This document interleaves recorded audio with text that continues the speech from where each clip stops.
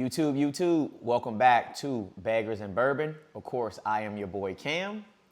And today we will be talking about preventative maintenance and just different maintenance work that you can do to your bike while we are going into some of the cooler months, which is typically not your average riding season. So we're going to just go through some of those things that I think that can be impactful to your bike. Some people can do it at home. Some people will probably have it done at the shop, but these are going to be some maintenance things that most people are going to be doing this winter, or some preventative maintenance that they also will be doing this winter, right? But before we start off, I know the channel is called Baggers and Bourbon, but today we're going to be sipping on some cognac. For all of you guys that watch some of the sports network, I was lucky to have a bottle of the Shay Le Portier or whatever. But me and the fellas, we was already sipping on some of this. But hey guys, if you haven't tried it, please try it. It is very, very smooth. It's very smooth. I think that you will like it. I like it.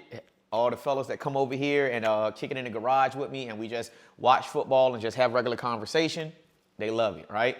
But it's also hard to get. So if you can get yourself a bottle of this Le Portier Shay, please do get some. I got my bottle out of Georgia. Like I said, he's from Georgia, so it is heavily available in Georgia. Now here in Virginia, it's iffy, it's so-so, right? But before we jump into this video, please subscribe to the channel. Please go ahead and click that notification bell so every time I upload a video, you guys are aware that that video is dropping. All right, so let's go ahead and dive into this video. So, basic preventative maintenance that I'm pretty sure that everybody is going to do this winter is when you put your bike down, just depending on your location, on where you live at. I'm pretty sure people will probably put a bottle of fuel stabilizer in their bike. If it's going to be down for a period of time, just please make sure that you get those measurements right on how much to add to per gallon to per tank of gas, right? So it specify that on the bottom. I'm pretty sure everybody is going to drain their oil, drain their primary, and drain their transmission. So they will be doing a 3-hole oil change. So just make sure it's the end of the riding season and you're going to go ahead and put your bike down. Just go ahead and drain all of your fluids. So for me, I just did a regular oil change because like I said here, we just ride so much. And especially with the guys that I ride with, we ride constantly and all the time. So I'm constantly on the ground. So like even in some of these slow months, we're still riding in December and sometime and partially in January, right? To where most people that come around, depending on where you live at, it's snowing, it's really, really cold, and they're not really riding their bike. So once I get done all the way riding season, I'll go back through, I'll drain all my stuff out, go ahead and do a 3-hole oil change on the bike. I'll probably take my bike in for a 20,000 mile or just do it myself, the 20,000 mile maintenance checkup on my bike. So I'll go ahead and get all of that done.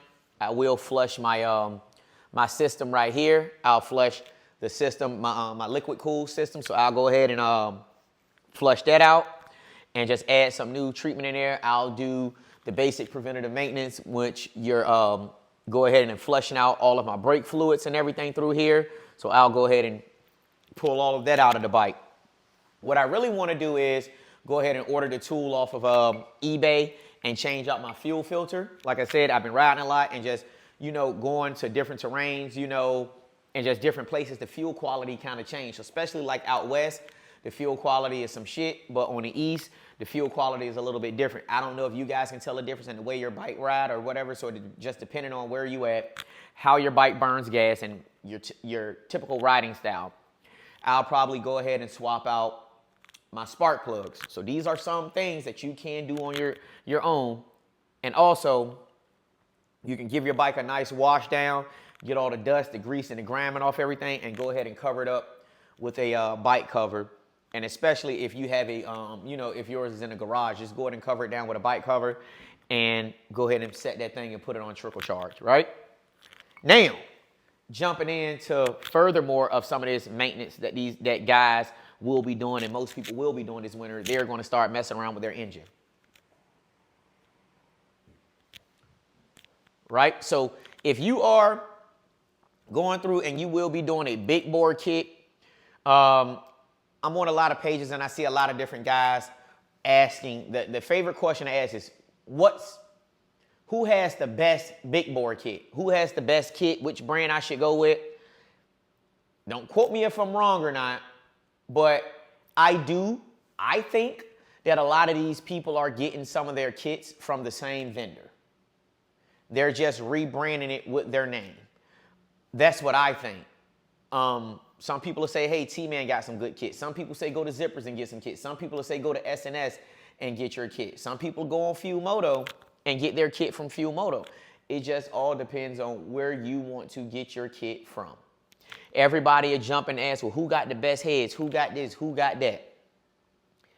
A lot of people just run and go to the person with the big name, right? So we'll say, hey, I got on this bike, right? And it ain't no secret. I got Ward's performance heads on my bike.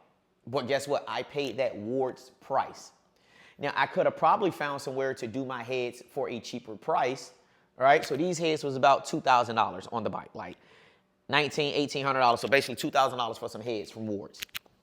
But everybody said, well, where do you get your heads from? I want to go with the best of the best. But you can probably find somebody that can do the same type of quality of work, get you the same amount of flow from your heads, probably for a little bit less of the price, right? So it all depends on you. Don't just go where everybody else say, well, hey, go here, they do this, right? Now, certain things that do matter where you go to. So for some of my club brothers, they bikes got a lot of high miles on them, right? Some of them have went and got whole new crate engines, so that crate engine don't have all of the miles that the bike has on it. But some of them actually do have their actual original crank and original motor in their bike, right? So let's say your bike is sitting at 80, coming up on 70, 80,000 miles, and you have not touched your crank at all. Now, my suggestion to you, I would either go to Dark Horse or A1 Cycles down in Maiden, North Carolina. I believe that's Mike Beelan. Truth be told, I don't even think nobody around here is really beating Mike Beelan's prices that he's charging to redo your crank. And that's plugging, truant, that's plugging, balancing, and making sure that your thing truant, is trued, and and if you want it, he's going to re-rod it and put Timken bearings in your cases. I don't even think that nobody is coming close to the price, what he's guaranteeing you. It's not. And the quality and the craftsmanship that he's doing. So you can go over here to Dark Horse. Dark Horse is a great company. They are. They sell all, and I thought about it one time, just go ahead and spend the money and get a Dark Horse crank. But I was like, you know what? I can call Mike Beelan, spend half the money, go to Mike Beelan, and get my crank done. And just call it a day. So guys, if you are going to be doing a lot of ground pounding, please get your crank done. Please get your crank welded. Because I just had a brother who went up to New York. Bike started blowing oil. It looked like the seal broke on his, right there where his oil filter is. Just shooting out. Take it down to Harley. They say the thing was so out of balance that it was done. Like, normally you have a little range, I think, from like a 0.1 to like a 5. His joint was over like a 30. So it was off, right? Don't get those numbers. Don't quote me if those numbers wrong. I know some of you guys are like techs or whatever out there, but his number was way off, right? And he had a lot of miles on that bike because this is what we do. We ride. We ride a lot. So if anybody know anything about Kings of the South, y'all know we ride our bikes. Yeah, you see us out there. But these are some of the things to check on your bike. Another thing, please look over your motor. Look over your motor, and I would say check for any leaks from any seals. Make sure you don't have any blown head gaskets. Check around your, check down here by your lures on your, where your push rods, down here where your tappet covers are. Check around there. Make sure you don't have any leaks. If you can, especially if your bike got some high miles on it and you ride, and let's say you put 30,000 miles on your bike this year. And if you can and you work on your stuff, this winter, I probably go through and change out every gasket on my motor. But this is what I do because I like to tinker with my bike. I have the tools, I can do it, but also next year I have a lot of big rides coming up, and I just want to make sure that I have everything I need and my bike is not going to break down on me out there on the road. I'm going to go and probably put some new calipers on my bike. I probably contact Lindell. Shouts out to Lindell Brakes. They did reach out. They saw my video of me changing out and using some of their products. So guys, if you're interested, let's work. I'm not asking for anything free, but hey, let's work, guys. We can do some pretty cool things. And like I said, I can walk through, and I would love working with you guys and putting some of your parts on my bike. So you're doing the upgrade. You're going through, you're changing out your stuff.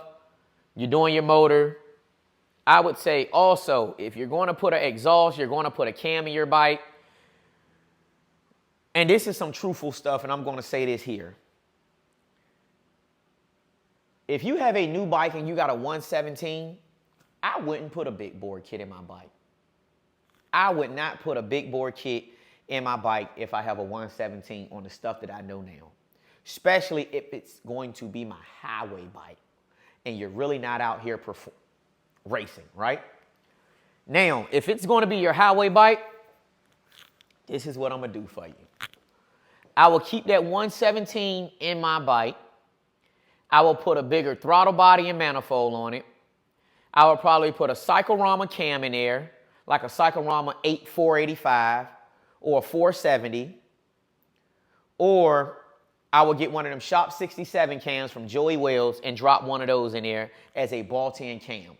Or truth be told, if you really want to get funky, I will get an F35 Star Cam from George Bryce from Star Racing. I will put bigger valve springs in my head because with that F35, you're going to need bigger valve springs. I will put that on my bike. I will either go get a D&D exhaust, a Thunder header, D&D Thunder header, or Bassani. Now, you're really going to get a great combo, or Sawicki. You're really going to get a great combo with either pipe you choose. I only named those pipes because they are cost efficient. They're not too bad. You probably, around this time, because we're going into Black Friday sales and stuff, you can probably get one of those pipes no cheaper than probably $1,500 out the door from certain vendors, right? And I would literally put that on my bike. As long as you got a great person that can tune it, I will up my fuel injectors on it.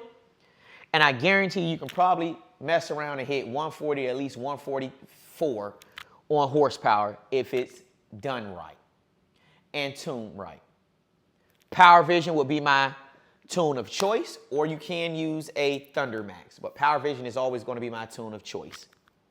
So if you guys, like I said, are going to be doing some of these mile builds and you still want a highway bike, and therefore I'm telling you this is because this thing fluctuates on gas mileage. It burns gas. And by me being in a club and I'm riding constantly all the time, I got some brothers who don't have any motor work. And matter of fact, who I was talking to? I was talking to Kelly B. Glide the other day on the phone. And I was talking to him, and he was like, "Hey, dude, my bike's still getting about 230. I'm like, "Hold on, you getting 230 with a He said, "Yeah, I'm getting 230 with a 128 kit on my bike." Now, certain things Kelly has on his bike that he don't have on my bike, on his bike that I do have on my bike. So it's a little different, right? But so our cams might be different. So I don't know if that could affect his tune. I don't know the size of I'm pretty sure the size of my fuel injectors are affecting my gas mileage and stuff like that. But I'm talking to him on the phone, and he like, "Man, I'm still getting 230. I'm like, "Shoot, I may on a good fill up get 200, 205. But for the vast majority, I'm probably getting about 170 to 180, which might be average on, like I say, these kits that we have on our bike. Now, that's strictly highway bike, right? Because, okay, we're riding so much, and you want to make sure that the reliability of your bike is good. And especially when we're getting in and we're talking about reliability, My bike is heavy, and that's the fact because I have 10s in my saddlebag. So I added 10s in here. So those things are heavy by itself. I got 3 sets of 6.5. So 2 up there, 2 down here, and 2 in my seat. So I have that. So I do have some weight on my bike. I got 2 amps in the nose and a DSP up there.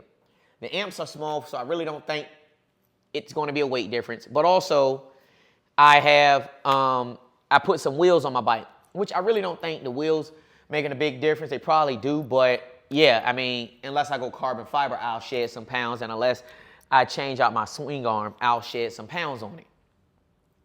Now, also, if you are going to be out here riding and you're thinking about putting some wheels on your bike, be mindful. Truth be told, I would only go up to a 21. And therefore, reason I will only go up to a 21 is because it's hard to get tires that's a little bit bigger than a 21. And sometimes it's hard. It depends on if the dealer even have a 21 in stock. So that's your choice. Also, look over your bike.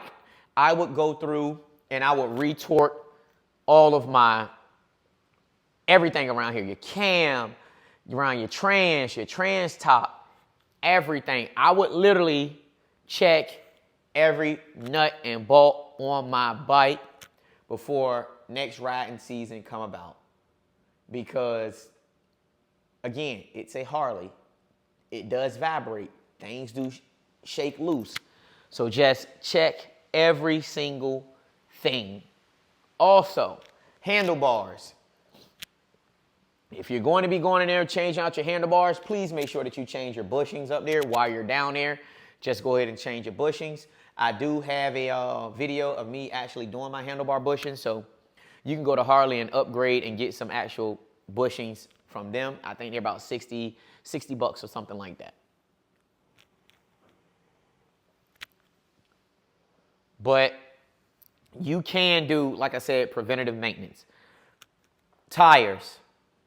Check over your tires. Make sure you have the proper tread on them. Just make sure you have everything done to your bike. And also, if you do not have discount ESP, please go and get discount ESP. Put discount ESP on your bike. This discount ESP will save your pockets and will save your life.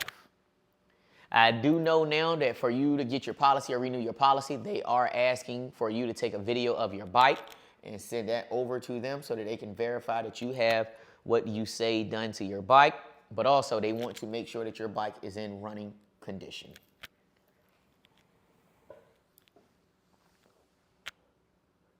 So, hey guys, like I said, it's small things that you can do to your bike. It's different things you can do to your bike. A lot of guys, they going for the big motors. By all means, get you a big motor if that's what you want. But for me now, I'm more into riding. I like the best of the both worlds. So I like riding, I like my performance. But if you know you're not going to be out here pushing that thing, hey man, just make you a mean highway bike. If you got a 114, 117, I wouldn't do shit to it, man. I'll just put me some mean heads, a mean drop-in ball-tin cam, and a nice pipe with a mean tune on it. Get me about 140, 144, and I'm done with it at that point. Because guess what? If I'm telling you get a 117 with a 485 cam in there, I'm looking on some of these performance pages, and there's some cats in there with 128s. Those 128s running 135. Those stage 2 numbers. So you done wasted your money. So save yourself some money. Take some of this advice. But I don't know everything, but it's just to save yourself some money, save you guys some time and some trouble. All right. But guys, thank you for tuning in to Baggers and Bourbon. Please don't forget to log on to baggersandbourbon.com. Purchase yourself a Baggers and Bourbon hat, some stickers. Also, please don't forget to like, comment, and subscribe to the channel. And until next time, I'm your boy Cam, and we out. Peace.